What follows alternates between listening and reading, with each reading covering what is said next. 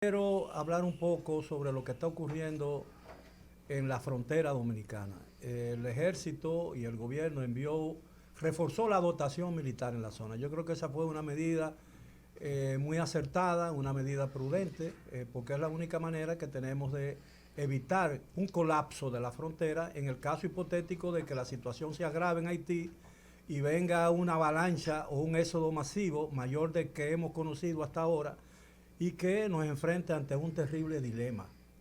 El dilema que yo siempre he planteado aquí: ¿qué hacer en una situación de esa naturaleza? ¿Dejarlos pasar a todos o detenerlo por el único método que realmente se puede utilizar en un caso hipotético como ese? Es decir, que no podemos menospreciar o no podemos subestimar la gravedad de la situación que queda por la situación interna en Haití.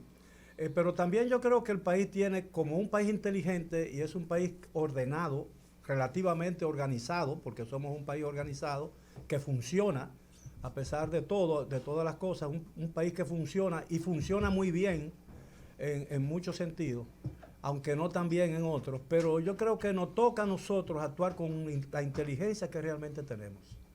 Yo creo que nosotros deberíamos ir acumulando hielo en algún lugar, porque vamos a necesitar de mucho hielo para enfriar algunas cabezas que en una situación grave podrían inducirnos o empujarnos a tomar decisiones que después lamentaríamos. Yo creo que necesitamos de mucha sangre fría y yo creo que por lo menos me entusiasma o me alienta saber que la comunidad política o el liderazgo político nacional de todos los partidos está viendo esto con mucha atención y le está apretando y está actuando con mucho comedimiento. Porque nosotros somos los únicos en el conflicto, si se arma un conflicto en la isla, nosotros somos los únicos que estamos en condiciones de tomar una decisión que pueda contribuir a salvarnos de una catástrofe.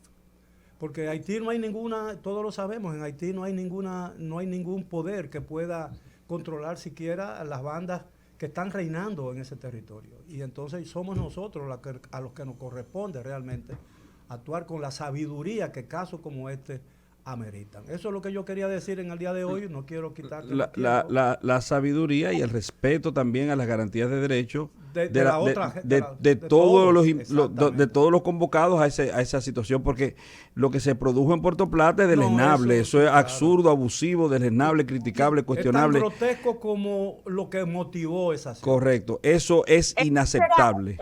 ese era mi tema justamente hoy, condenar eso. Ese era el tema que yo traía hoy. Porque ustedes saben, siempre mi posición sobre Haití siempre ha sido la misma, muy firme, muy clara, muy soberanista, pero yo traía ese tema de lo de Puerto Plata. Y perdona que te No el... interrumpa, Leila, perdona que te interrumpa. Cuando yo digo de sangre fría, es evitar, por Ajá, ejemplo, que nosotros sigamos agregando cuentas a un rosario de odio que está claro, no te entendí agravando la perfectamente. situación. No, yo te entendí perfectamente. Las respuestas, o sea, lo que pasó después con un grupo desaprensivo, con un grupo, porque no vamos a decir la comunidad de Puerto Plata, porque no es verdad que el puertoplateño es así, y, ni el dominicano común, un grupo de personas. Eh, Eso fue un acto de barbarie. Hay una frase de Nietzsche, fue Nietzsche que le escribió. Si tú miras, la estoy traduciendo más o menos, porque no fue en español, pero si tú miras por mucho tiempo el abismo, creo que era algo así, el abismo te mirará a ti. Y Era caerás, algo así más o menos, y caerás en ¿verdad? él. Y Exactamente. caerás Y en él. caerás, y En- caerás en él.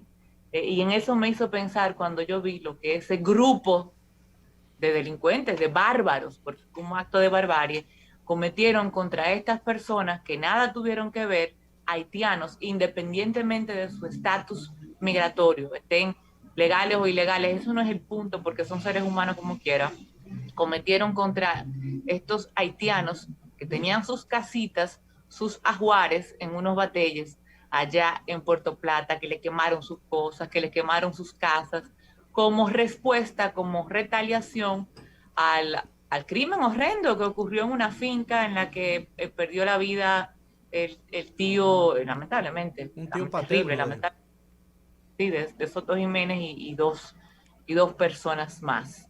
Que hay una persona que andan buscando, que según la policía parece que es de origen haitiano, incluso dicen que se llama Blanche. Eso es lo que ha dicho hasta ahora la policía. Blanche, que en español sería como blanco. Pero bueno, el tema es que los que fueron víctimas de este acto de barbarie, que le quemaron las casas y todo eso, no tienen nada que ver con el crimen. Son personas inocentes. Y por consiguiente, esto es un acto vandálico, de barbarie, inhumano, que sin duda alguna no solamente le da argumentos válidos, porque yo siempre me quejo de la falta de argumentos y de la falta de fundamentos que tienen los que nos viven sentando en el banquillo de los acusados para decirnos racistas y xenófobos y para atacarnos y lo que viva siendo contra nosotros una parte de la comunidad internacional y de los organismos internacionales que quieren que nos ocupemos de Haití. Yo me vivo quejando de la falta de argumentos sólidos que ellos tienen, pero en este caso, ese tipo de cosas no solo le da argumentos válidos para que aleguen ese tipo de cosas respecto a situaciones que ocurren en República Dominicana, sino que además eso da una tristeza tremenda. Yo no pude terminar de ver esas imágenes y los gritos de esas personas porque perdían lo poco que tenían sin poder hacer nada al respecto, porque a mí se me hizo un nudo en la garganta, sino que además uno piensa, si fueran dominicanos que están en otro país y les pasa lo mismo, porque un dominicano comete un crimen, qué injusto sería. O recuerda situaciones similares que uno sabe que ocurrieron con el 9/11, por ejemplo, con árabes simplemente por su apariencia física en los Estados Unidos. Ustedes lo recuerdan porque fueron reportados casos similares y era terriblemente injusto y actos de barbarie. Sin embargo, lo bueno de esto, lo que sí me gustó, es recordar que ese no es el dominicano solidario, humano, común, porque cuando esto fue publicado, noté la reacción masiva en ola en las redes sociales de rechazo. Sí, pero, de rechazo, pero de condena. El problema no es el rechazo, el problema es la respuesta que se debe dar. El problema no es el rechazo, rechazo en las redes sociales, pero tú sabes cuál es el problema, que nosotros tenemos un... No, pero lo que quiero decir, permíteme, Valentín, el dominicano promedio no actúa yo de esa manera. Yo estoy de acuerdo con eso. Es un grupo de delincuentes. Yo estoy de acuerdo con eso porque ninguno de los que estamos aquí actuaríamos así, somos dominicanos promedio. Ahora, lo que yo te estoy diciendo a ti es el nivel de compromiso que se tiene, la palabra encadenada que se tiene con respecto a un tema delicado como eso y la respuesta que haya que dar. Porque lo correcto es que el gobierno vaya en auxilio de esa gente. Sí. Pero no lo va a hacer. ¿Tú sabes por qué no lo va a hacer? Porque el gobierno está entrampado en su discurso anti-haitiano también. Bueno, entonces, ese es el problema. Si me permite. Yo no estoy de acuerdo. Bueno, pero vamos a esperar. Escúchame. ¿A cómo estamos hoy? ¿A 3? Así es. Vamos a esperar las respuestas de las autoridades, las respuestas oficiales. Vamos a esperarlo. Ese tipo de situaciones son complejas de manejar. Incluso vamos a hacer paralelismo con los linchamientos. Olvídate del tema de la nacionalidad. Cuando hay en un barrio, en un sector en donde ocurre, vamos a no limitarlo a un barrio, un linchamiento, tú lo has visto, ustedes lo han visto, por un hecho delincuencial. Es difícil para la policía, por ejemplo, manejar esa situación y procesar a los presuntos perpetradores. Tú lo sabes, hay una dificultad procesal en el tema de manejar los linchamientos. Hay cierta similitud en ese tipo de casos. Hay cierta similitud, y no tiene que ver con un tema de nacionalidad. Hay similitudes en ese tipo de casos. Los linchamientos son difíciles de identificar los agresores, por la turba, por la multitud, entonces tiene mucha similitud ese tipo de hecho delincuencial, porque es un delito, que lo que ocurre con un linchamiento, y ahí no tiene que ver que sean o no sean haitianos en el caso de los linchamientos. Mira, Leila, tú mencionaste que la situación en que quedaban esa gente llorando cuando veían que le destruían sus pobres y pequeñas pertenencias personales. Pero yo vi fugazmente en una de esas escenas que se proyectaron en las redes y en la televisión, yo vi el rostro de la indefensión en la cara de mucha de esa gente que sabía, que se sentía aislada e indefensa ante cualquier cosa que pudiera suceder a su alrededor. Yo creo que esa debe ser una de las sensaciones más terribles que un ser humano pueda tener. Y he pensado mucho cuando vi esa fugaz escena, ¿no?, por televisión, que no duró ni siquiera un 5 segundos. No creo que durara tanto, pero como yo he leído tanto sobre, por ejemplo, sobre el Holocausto, me imaginé en ese momento, por ejemplo, esos niños vestidos con esas pijamas y con esos trajes, yendo inocentemente y prácticamente vencida su voluntad hacia un horno crematorio, creyendo que esa era su salvación cuando iban directamente a la muerte. Entonces, yo creo que nosotros, en ese sentido, yo creo que Valentín no deja de tener razón cuando dice que el gobierno tiene la obligación, las autoridades tienen la obligación de dotar a esa gente ante la posibilidad de alguna represalia personal. Sí, Tiene yo no digo de no, protegerlo. claro que sí. Y quiero mencionar un hecho que ocurrió en 1963. En abril y mayo de 1963, la República Dominicana y Haití estuvieron en un tris de irse a la guerra. Porque incluso Juan Bosch ordenó a la Fuerza Aérea Dominicana, que entonces se llamaba Aviación Militar Dominicana, que bombardeara el Palacio Presidencial de Haití como una represalia ante la ocupación violenta de la Embajada Dominicana en Puerto Príncipe como consecuencia de un atentado que hubo contra los dos hijos de Duvalier cuando fueron llevados al colegio donde estudiaban. Jean-Claude Duvalier, que después lo sucedió como presidente vitalicio, y Simón, que era la hermana mayor de cosas. Entonces, Duvalier creyó que el responsable de ese complot era un teniente de apellido Benoit que estaba asiliado de hacía varios días en la Embajada Dominicana junto a otros 17 nacionales haitianos. Y invadió la embajada y destruyó y golpeó a la gente ahí, secretarias, hicieron una verdadera tragedia. Y el país estuvo en punto de irse a una guerra. Y este es el momento quizás.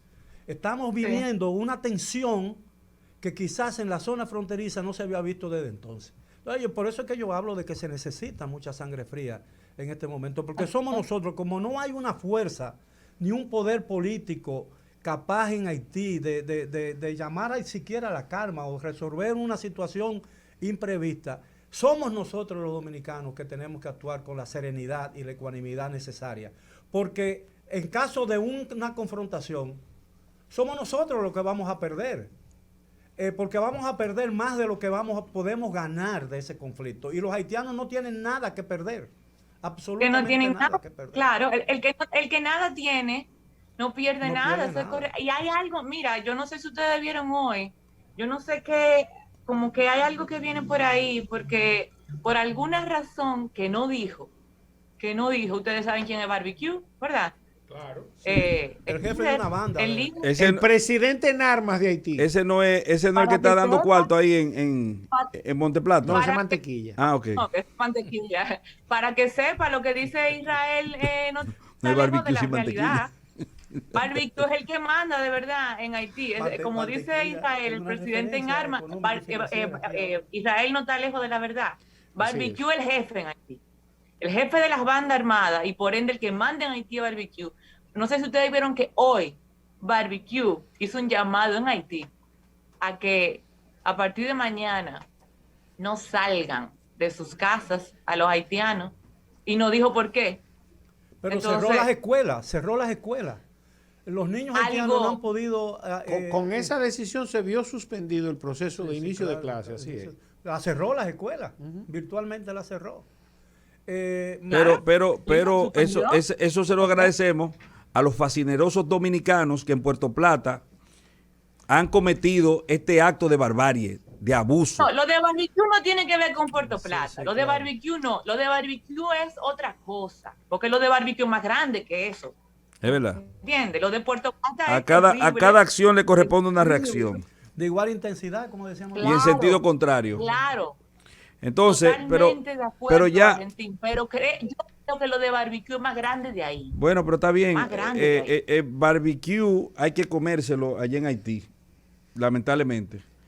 Mira, yo creo que este es un momento oportuno, escúchame, este es un momento oportuno para que el país demuestre cierto nivel de conciencia sobre lo que realmente el país necesita y qué le puede perjudicar al país. Porque estamos viviendo, aparentemente, tú puedes decir, Si tú quieres disminuir la gravedad del asunto, dice, bueno, eso es un problema fronterizo y los haitianos que resuelvan el problema interno que tienen los haitianos. No, eso va mucho más allá que eso. Nosotros estamos ante una situación muy grave que tiene un potencial de agravamiento ahí mayor del que uno puede imaginarse. Porque ahí puede producirse una avalancha de refugiados y sabemos que la frontera no es todavía lo suficientemente fuerte como para poder contener esa avalancha.